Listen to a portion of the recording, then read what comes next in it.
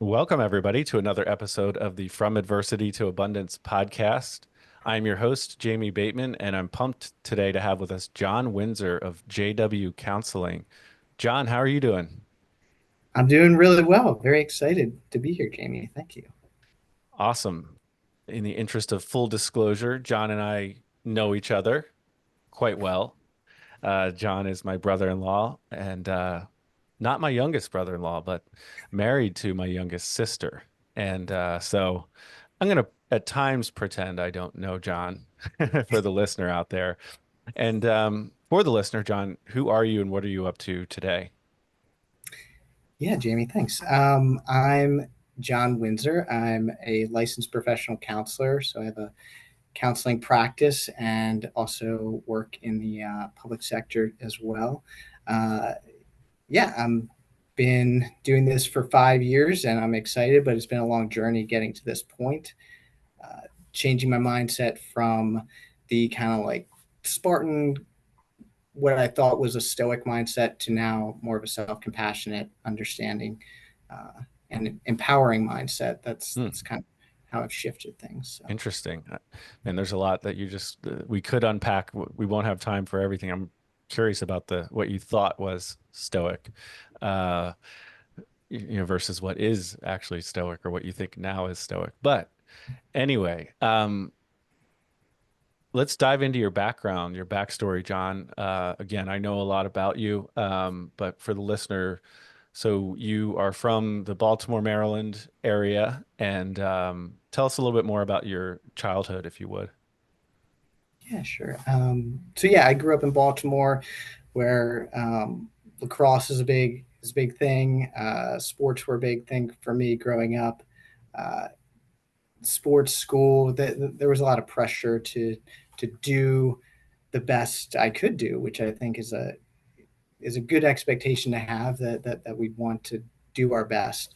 But growing up, yeah, being, I know we can't see it here, but being a smaller guy, so sometimes on the athletic field, yeah, there were certain things that would get to me about being that having those kind of insecurities and dealing with them, but trying to push myself further. And so yeah, I mean that's where I first I really gained an idea of my identity was sports, school, that I was the tenacious one in school and sports. That's kind of what feel like I was known for, and what I prided myself on, Hmm. which yeah is important. But Yeah, and you didn't mention, but you are the oldest of three children, and I am the oldest in my family as well, so I can relate to that pressure element that you talked about to achieve. Not that there's not pressure on younger siblings, but I think there may be an extra element of pressure on that oldest child sometimes to perform and be a leader, set the tone for the rest of the kids and the siblings. And I had that, uh, whether intentional or not from my parents, it was a lot of pressure to perform and achieve. And I also had a lot of lessons learned, and team sports were a huge part of my upbringing as well. So I can relate to a lot of what you said.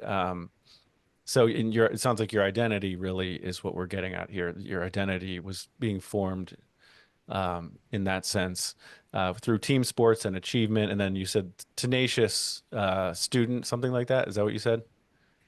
yeah. So um, yeah, in both school and the athletic field, there was this understanding that, from my view, I guess at the time, was that I was a little bit less than, so I needed to work harder, which I wanted to work hard and, like you said, achieve. And yeah, we could talk about birth order and Mm. that kind of thing, and that does have a lot of interesting steps to it.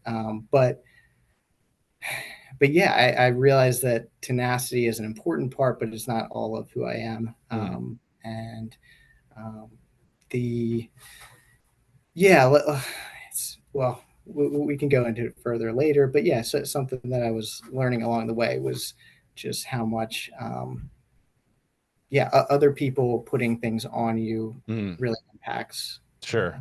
I think that's a key point that we're gonna focus on. And I do think you also alluded to the fact that certain behavioral characteristics or personality types can be good or bad, right? Tenacity is generally viewed as a good thing, right?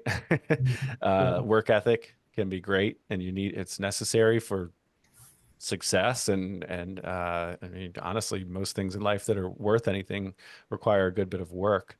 But it sounds like in your case, maybe that got wrapped up in, like you said, other people's views of you. And then, so dive into that more. And I know we're gonna skip forward a little bit, and I want to hear about how you decided to become a therapist and go that route. But before we get there, what do you see as different now compared to back then? How do you view yourself differently now than you did back then? Um, I think back then there was a lot of,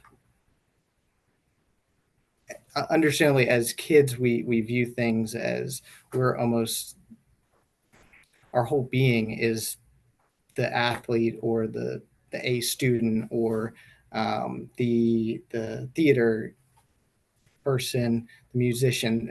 But really, so now I just view that as part of my life that was really important. I mean, I love some of the things I learned as an athlete, but or as a student and growing up. But yeah, it's not all of who I am, and it's always going to be it's kind of almost ever changing. The different roles that we play, the different roles that we choose to play. So that's yeah, that's kind of Yeah, where I was thinking. makes sense. Okay, so and some of the views that others were placing on you, it sounds like you've changed and no longer view yourself through that lens. Is that true?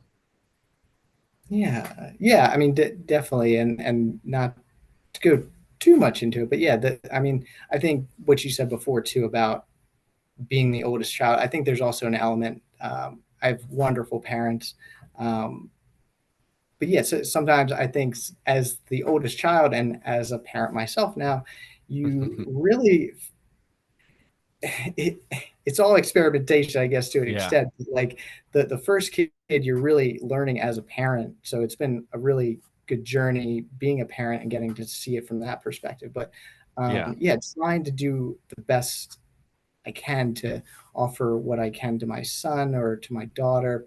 Hmm. But yeah, trying not to put too much on them. And trying to let them be more of a guide in what's going on in their life Yeah. is something that I really try and embody. But I do love that, you know, I was given a few things to kind of focus on in my life because it gave me stability. So Hmm. like you Yeah. said, Jamie, it's that balance of like you know, almost always trying to see the middle ground of it because Hmm. it's, I mean, yeah, too much of even a good thing is not a good Is not thing. a good thing, right? Absolutely. And I do feel like in today's day and age, I'm all for looking at trauma and you know, understanding the impact that trauma has on our present day selves. Part of me feels bad for our parents sometimes because, you know, now that you're a parent of two and I'm a parent of two, and I think maybe we have inherently a little more empathy than we used to for parents as well. So it's very easy for us to sit here and say, well, you know, and you weren't saying this, but that our parents did a bad job of putting too much pressure on us for achievement, et cetera. And it's like, well, there is no playbook, and every child's different, and it's parenting is very difficult.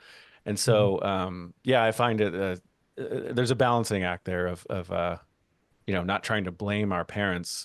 Certainly, some parents are very bad parents out there, but it's not easy. So, okay, so through sports and through academics, you were the tenacious one because you were considered less than, or at least you saw yourself that way. You mentioned being smaller in stature. And then I know as you progressed through school, um, there were moments where you realized you may have been less than or seen yourself as less than academically or as a learner. Can you touch on that Mhm. for a minute? Yeah, absolutely. Yeah, I mean, it's interesting. I feel like I haven't ever said it out loud too much, but yeah, the idea of being a reader, that was a huge like insecurity of mine. And I mean, I don't have a diagnosed learning disability or anything I could say, but yeah, it just was a very tough thing growing up. Um, Feeling like I couldn't read aloud in class, and at that time I was in a kind of a high pressure uh, private school, and uh, they there's just a lot of emphasis on being really really good. So like we're saying, I mean, it's could be parents, but it's also society or Mm. school Hmm. or whatever the pressures are. So I just knew that when I'm getting pulled out in class to go do some extra help Hmm. while it's extra and it is helpful, it's like, oh well, I clearly It's know that the other, yeah, 20 it's not a kids in good the sign. It's not encouraging. It's like you're slower than the rest of the kids, is what, you know, yeah, yeah, comes with and it. it's interesting. I mean, I feel like that's a deficit that I know a lot of people face, and I know we talked it for a second after, but before this started, but yeah, I mean, when I was in a group therapy class in at NYU going through my master's, it was interesting to see just how some of these things that happen, when we're really young, 5, 6 for me, trying to learn to read, like how lasting that belief can stay with us, Hmm. and sharing it in a group setting is a group of soon to be therapists. It was nice to have that empathy. But yeah, how Hmm. many people, yeah, were tearful or upset just by hearing that, and not upset in the sense that they were upset for me, but I think that they really related. That's what I took. That it was, Hmm. yeah, Yeah, really interesting. hard I'm reading a book by Gay Hendricks, and he talks about your upper limit problem, and it sounds similar to, time. it's like a self-imposed upper limit. You know, sounds like in some cases maybe you had that going on. I think we all have that in certain aspects of our lives. So, okay, how did you how and why did you determine that you wanted to be a therapist? Yeah, sure. So, um, yeah, so I went from the tenacity mindset, and then the school comes to an end, as Hmm. we all know, and but yeah, it was such a tough road because I was doing an economics degree at St. Mary's College of Maryland, and then all of a sudden I realized after my internship, like, I don't know if I want to, like, is this what my whole rest of my life's going to be? And there was just kind of that existential crisis of like, I don't really like this, what I've studied. I'd like some of it, but can I see myself doing it for forever? Which I definitely would stress is a cognitive distortion that a lot of young people think is like, well, what I'm doing now and what I get into is going to be the thing that I stay with forever, which is just For not true. sure. We're always changing. Well, especially Um, now.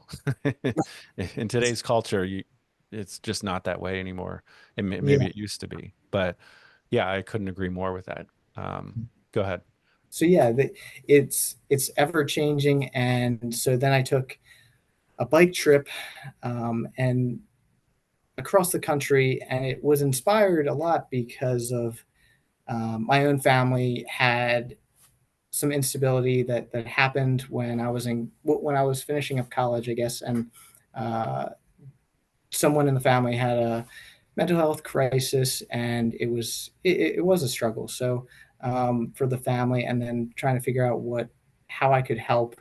And really, the bike trip was the thing that I thought, like, oh, this is a way that I could tangibly help, uh, which was at the time I was raising money for Johns Hopkins and helping in that way. But the bike trip really was a place where, you talk about adversity. That there were so many times where I was facing physical adversity, going up a hill, having mishaps. I mean, I still go back to now, like the mishaps of a flat tire. You're rolling around, you're rolling through Hmm. your day, and then something just randomly is there, and then Hmm.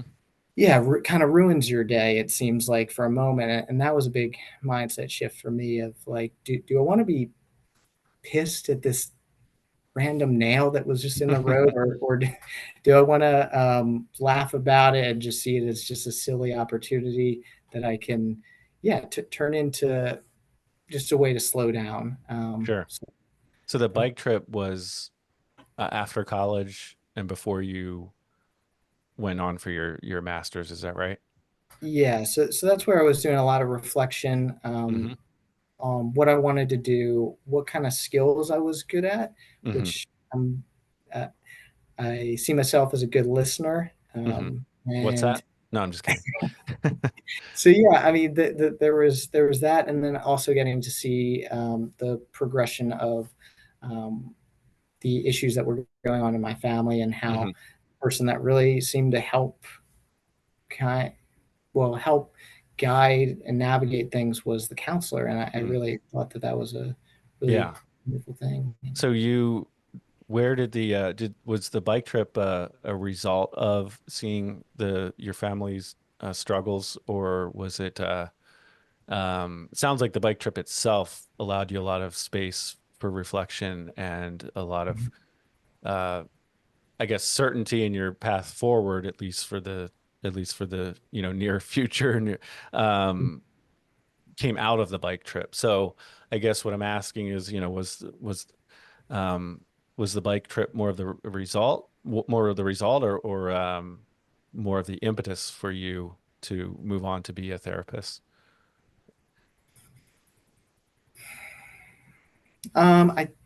I think it was a. I now think of things as more of a constellation. Like there's lots of little reasons why things Sure. happen. And Yeah. the the I bicycle didn't trip. phrase that well. I'll call No, myself out. It wasn't the best question I've ever asked. But it sounds like the bike trip was helped you, was a result. You were raising money through the bike trip, right? mhm, And that yeah, was partially because of family member struggles. But then the bike trip also allowed you the space to reflect and kind of give yourself career guidance, if you will. Am I off base there? you're yeah you're 100% accurate. I mean, I was definitely looking to figure out what I wanted to do.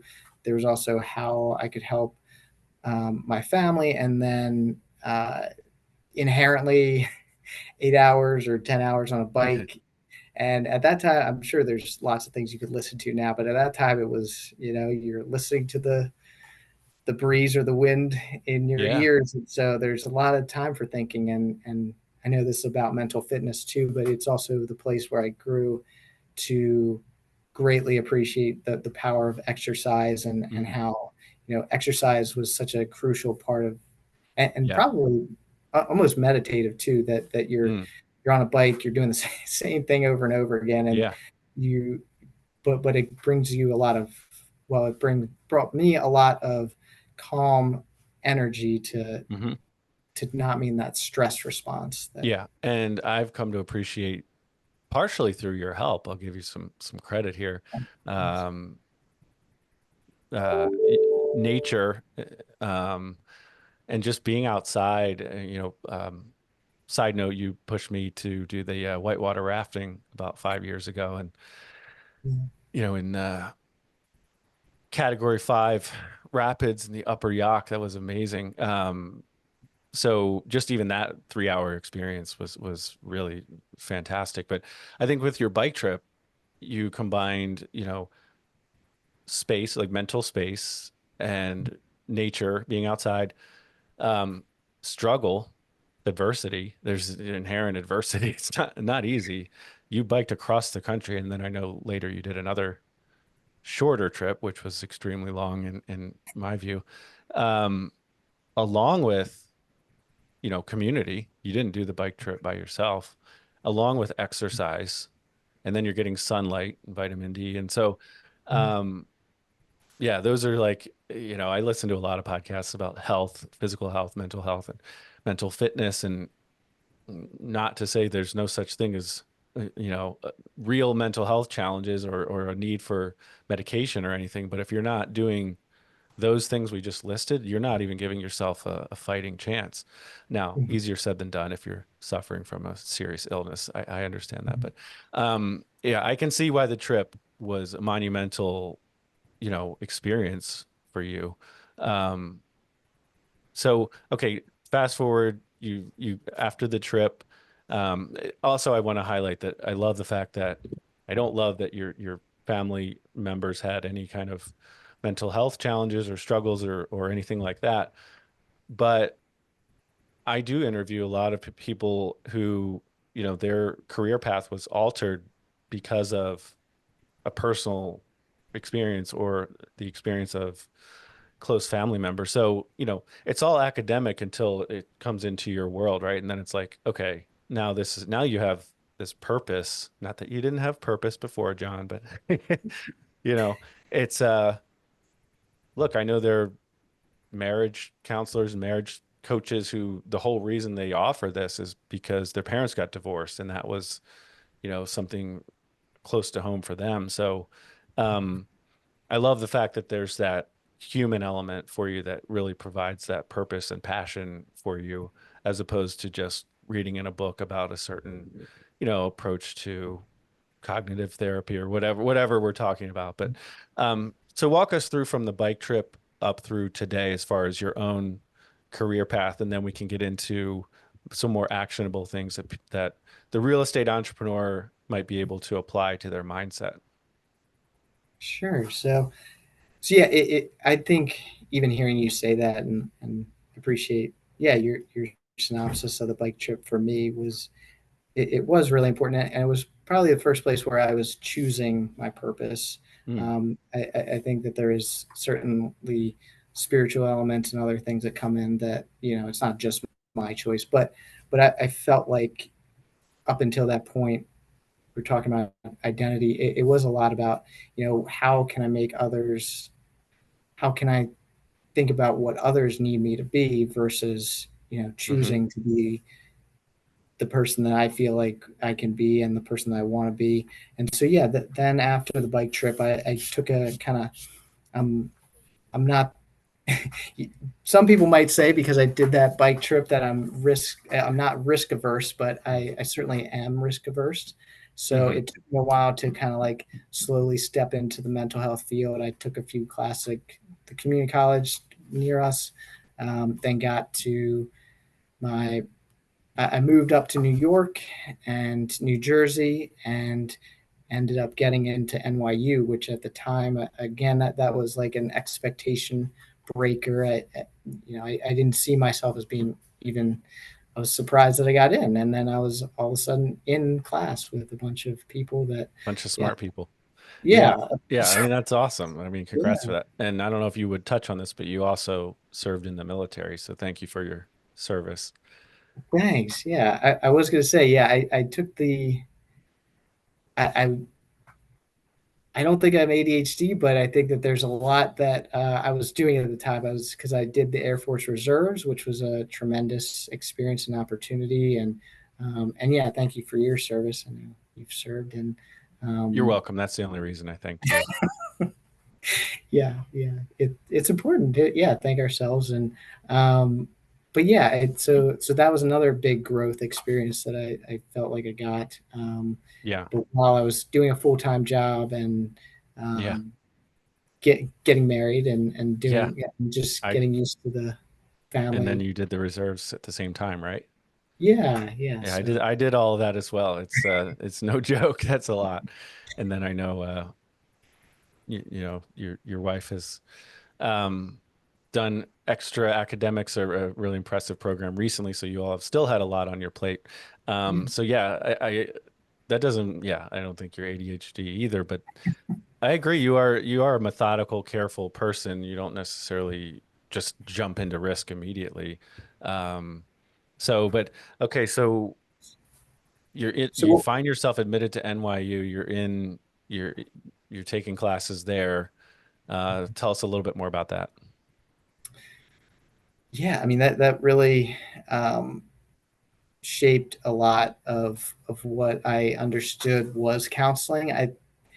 but before you really get into it, you have expectations from or thoughts from the media, from movies and stuff, and Hmm. it's the person that's going to tell you what to do, or um, how are you feeling, which I do use that question, but Sure. is the stereotypical therapist. But yeah, so I really grew to understand a lot more about people, and what I really loved was that every single person has such a vast different experience. That's what I always like come back to, like why I find it so interesting, and reflecting on economics compared to psychology is interesting, because Mm. to me economics was always like, what is the rational question, was like always like, what's the rational consumer going to do? So like we're Hmm. always trying to put this like this thought into this one rational person, and then Hmm. I go from that, which I really liked, um, to now working with not irrational, but just like everybody has different viewpoints on things, Sure. and um, yeah, I mean that I did abnormal psychology, so yeah, it's really Yeah. it's out Well, there. we're all a little bit crazy, right? Um, You are, yeah. but Um, no, I get what you're saying. And people are very complex and unpredictable. And yeah, if you're ever just bored with life, go study a person, right? Or psychology. It's like yeah. it's fascinating. I mean, I only took Psych 101, and I remember being fascinated by the fact that you could apparently, if you smile, that can induce happiness or feeling of happiness. And I was blown away. I was like, wait a minute, I thought the smile was just a result of happiness. And, um, okay, so you're pursuing your master's at NYU, and that was largely because of, the family reasons, along with the bike trip solidifying your purpose, and you want to serve others, and you're fascinated by psychology and people Yeah. and how they think and how they work. And okay, so today, so last year, 2023, you started your counseling service. You have a full-time job, but you also have your counseling service. So you have a side hustle. I think a lot of the listeners can appreciate that. Um, so you've started your kind of side hustle very much related to your industry, your full-time industry. Talk a little bit about JW Counseling, if you would.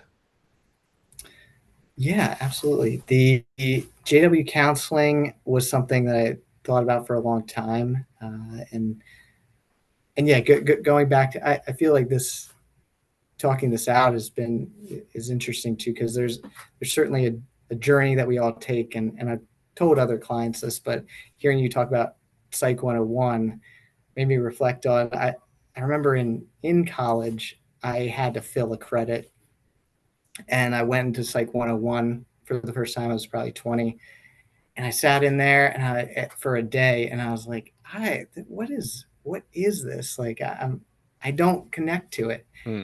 And so it was so funny that a couple of years later, and some reflection, and all this, like that became like what I've really focused on. I was just Yeah. confused how I would learn all that stuff, and so I mean, I just dropped in the class, and then Yeah, yeah. Well, uh, timing is huge in context. I mean, I didn't used to appreciate history. Now it's like see history repeating itself. yeah. But So okay, so yeah, go ahead.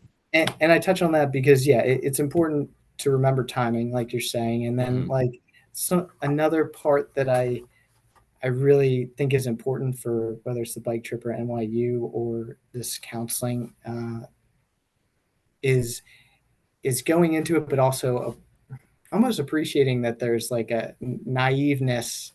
Hmm. I don't even know what to call it. Like just a part that just doesn't know Hmm. what you're gonna face. Like if I went into the bike trip or this counseling endeavor thinking about all the things that I would have to face or like struggle through, it wouldn't Hmm. be. I probably wouldn't do it. So like Sure. working with and almost appreciating that, like almost childlike, Hmm. I'm just going to jump into this, Yeah. see how the water feels, and I can get out of it if I want, Yeah. um, but yeah, it's super important to make the leap. And so it took me a while to make that leap, and I did. Uh, but part of what I did for that and to cushion the blow, Hmm. once I did take the leap was, I know I mentioned the mindset before. I Hmm. definitely had this idea that the stoicism or the yeah, I like the idea of Spartan mindset Hmm. more, which to me that kind of means you're going to push yourself. You're going to be relentless, Hmm. and you're going to work really hard, but you're not really going to reward yourself ever. Like if you Mm. ever really let yourself reward your reward what you've been doing, then that's like boastful, or Mm. it's selfish, or I don't know. There's all these things that tie into it, and Hmm. so along the way, I switched from that to more of a self compassionate mindset, Mm. which is based on Kristen Neff's work at University of Texas and Chris Germer, I think his name is. Um, just this idea that we're all going through something difficult at Hmm. times, and it's better instead of ignoring it and pretending like it doesn't exist, Hmm. which is what I thought stoicism was, just ignore the emotions and Yeah. pretend like they don't exist. Then um, self-compassion teaches to notice it, acknowledge it, but also encourage yourself. So the three Hmm. parts of it are self-kindness, mindfulness, so being present to what's going on with myself or you or anyone else, and Hmm. then common humanity, recognizing that everybody goes through difficult things. Hmm. So really tied together a lot for me. Hmm. um, and so that's what I've been working with, I guess, ever since I started my own business, because it's a lot to go from a structured, I mean, I know your listeners do it a lot, but like going from that W-2 job, which seems stable, Yeah. um, stable-ish, and Right. then Seems go stable, but yeah. No, you're right. and I don't recommend it for everyone. And you're doing it in a somewhat similar fashion to how I did, which was not ripping off the Band-Aid all at once. And who knows where it will go for you or me for that matter. But yeah, some people just jump in with 2 feet. They just quit their job and then don't have a plan. And you started a side hustle, which I think is really smart.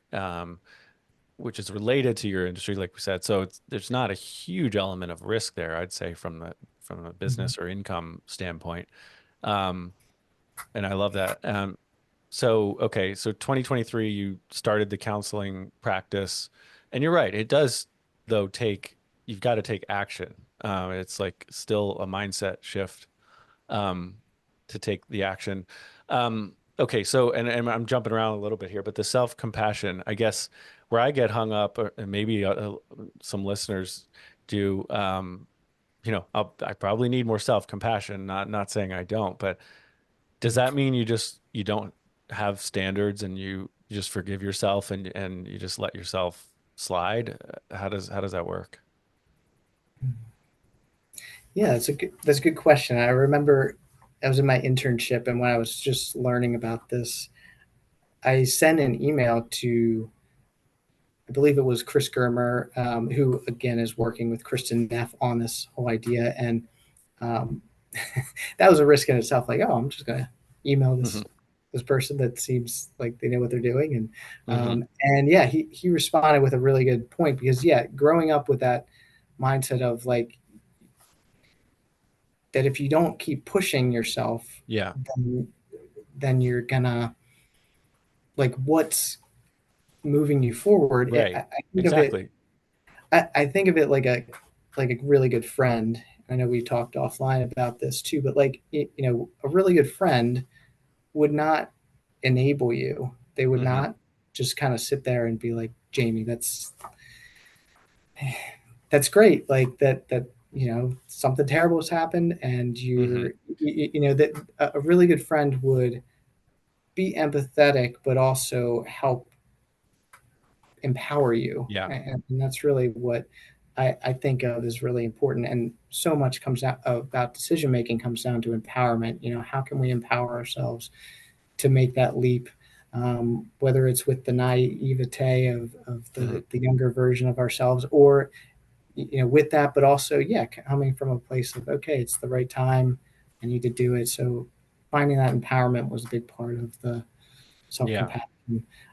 What that looks like on a day to day basis is, yeah, I'm definitely checking in with myself a lot more. What that means too is, I'll notice and try and name, like, okay, before this podcast, I'm feeling some anxiety, I'm feeling some nervousness, noticing the sensations maybe in my stomach, my chest, my heart beating, acknowledging that those things are happening, but also telling myself, I can get through it, Yeah. being that encouraging, coaching kind of voice versus the hardcore drill sergeant that I thought Yeah. was going to help me.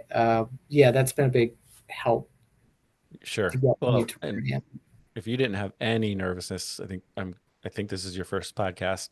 Um, that Yes. would mean to me that you just probably just didn't care enough. So it's a good thing that you've got a little bit of energy and excitement and nervousness.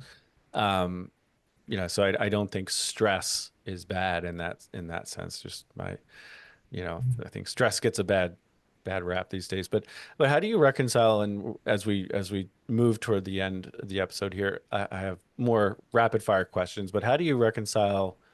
You know, I guess it's a rephrasing of the same question from before. Um, somebody like Michael Jordan, he's just like super driven, or at least was, and was the best basketball player ever to play. Um, no controversy there. But, wouldn't couldn't you argue that he wouldn't have impacted as many people in a positive way if he maybe had more self-compassion, and wouldn't have given as much to the world? And I mean, it's just incredible what he accomplished. And um, how do you reconcile those two things? I think I think being able to be okay with yourself while you're going through difficult things is really what self compassion is built on. But it's interesting. Before the podcast started, I was thinking about. Um,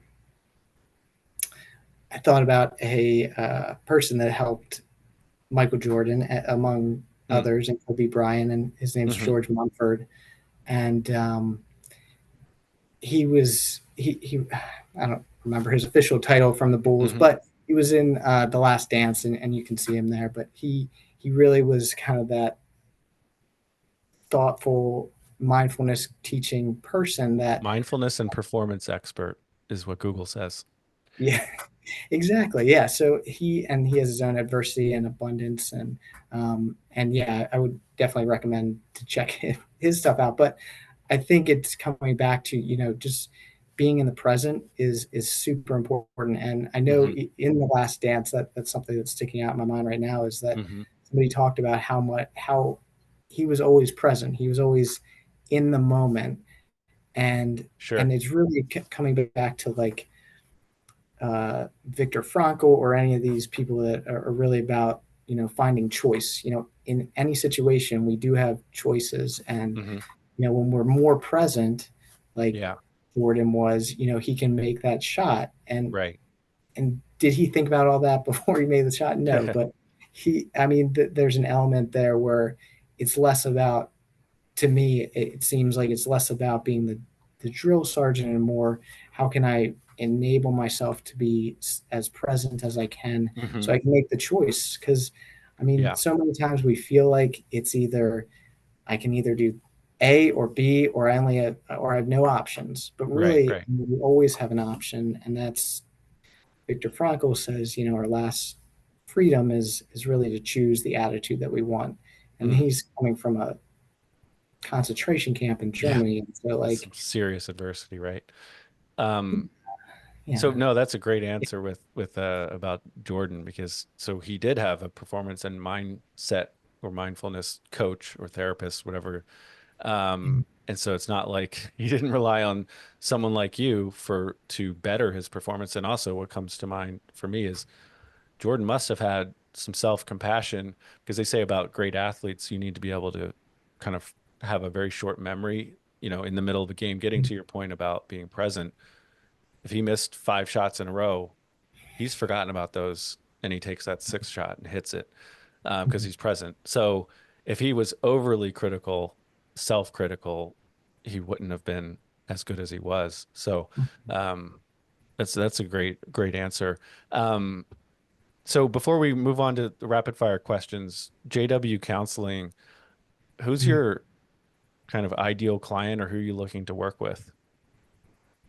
Yeah, sure. I mean, I think that that's always developing and changing, but right now it's individuals, couples, and families.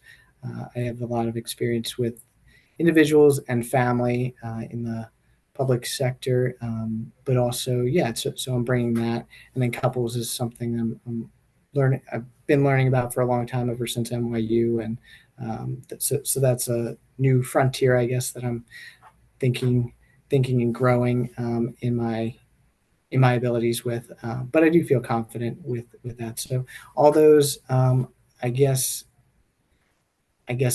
topic wise, anxiety, depression, ADHD, PTSD. So reworking traumas. But like you said, Jamie, I'm really of the opinion that everybody, whether we want to call it a trauma, like there's always impactful things that happen in everyone's life that it might, in our profession sometimes it's called a capital T trauma. Like just because you don't have a capital T trauma being like, I survived an earthquake or something Hmm. catastrophic doesn't mean that we can't like rework some of those beliefs that come Hmm. from yeah, Sure. those events. So And you uh, work in person as well as online. And I noticed you have the walk and talk option as well. Um, how would you say you separate yourself from all the other therapists out there? How's your approach unique? my approach is unique. The walk and talk is a newer thing, and it's certainly grown in from COVID. Maybe So it's a benefit mask. from We're wearing masks and walking. I'm just kidding. no, but and that comes from also, yeah, my roots of the bike trip and knowing that how important, like you said, nature, exercise. Also, there's something about walking because you don't have to see eye to eye.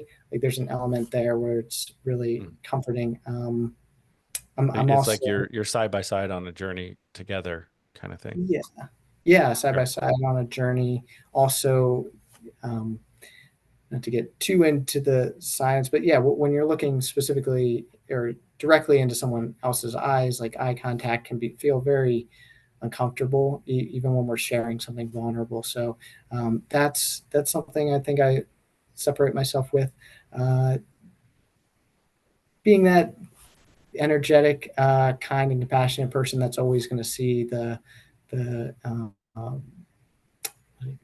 cherishing the divine within. That's the Mm. Catholic Charities Mm. view, but something that I really remember and something that I take from a lot of the different Yeah. therapy routes that I listen to. That we all have inner wisdom to guide us. That we all have this sense of self or soul or whatever we want to call it.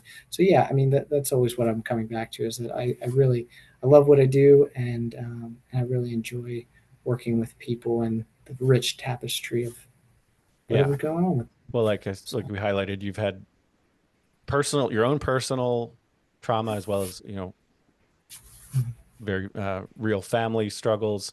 And so you have that drive from that pain that's been experienced, and you want to help others deal with similar situations. Um, so I think that's huge as well. Um, all right, you ready for some rapid fire questions? We're almost out of time.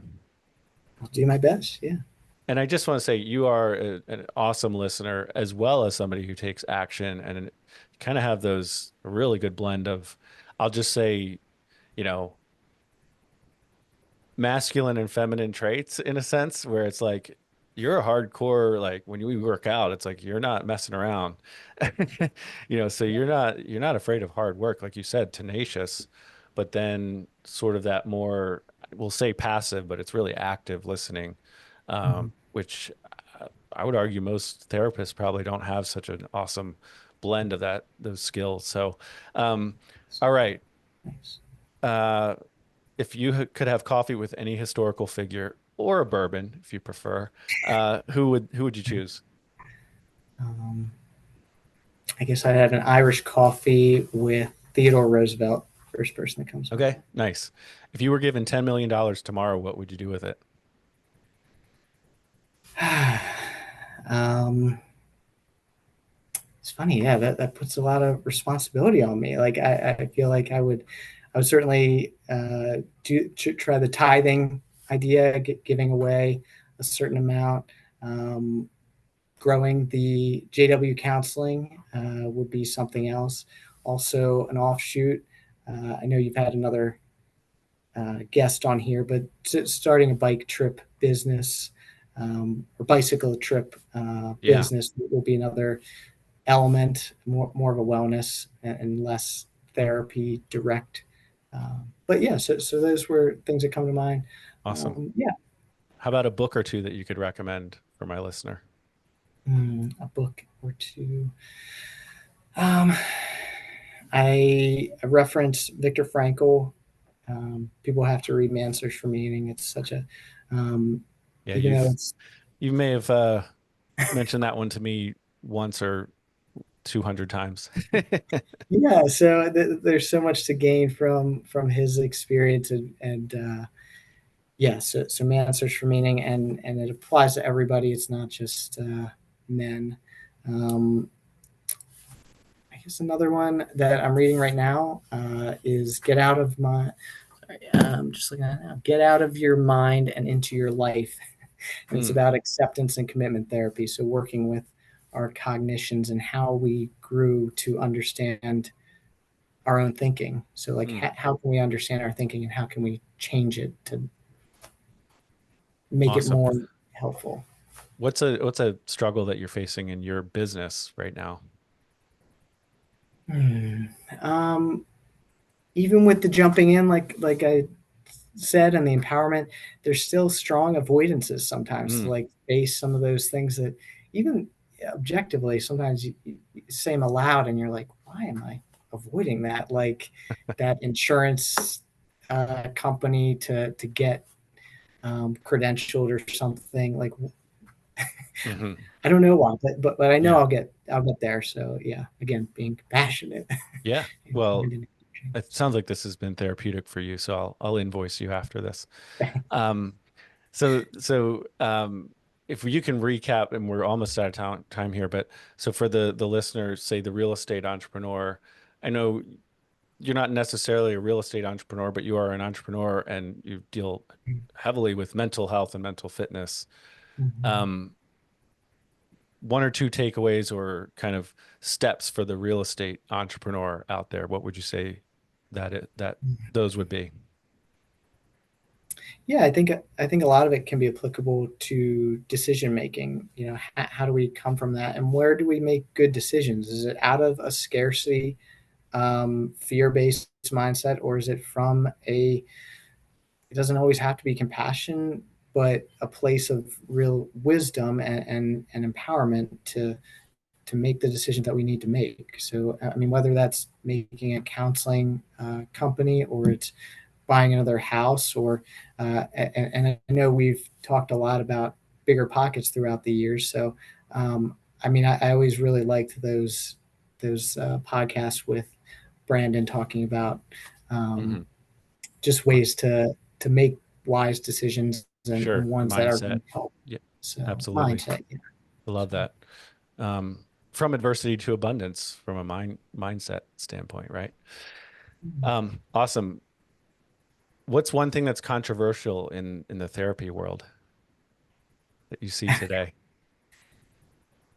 the type of therapy that I am really getting into is internal family systems and the Frank Anderson and Richard Schwartz is the founder, and his big thing is that there's no bad parts of us. So while that might not seem controversial, you know, you talk to someone that is quote unquote an alcoholic, Hmm, yeah, that quickly becomes, well, that's not a good part of me, sure. that part of the drinks. But So understanding that we all have parts that might be difficult to relate to, that we might hate about ourselves, Hmm. that's really at the core. Trying to Mm, change the connection that we have, a mm, relationship to those parts. But got it.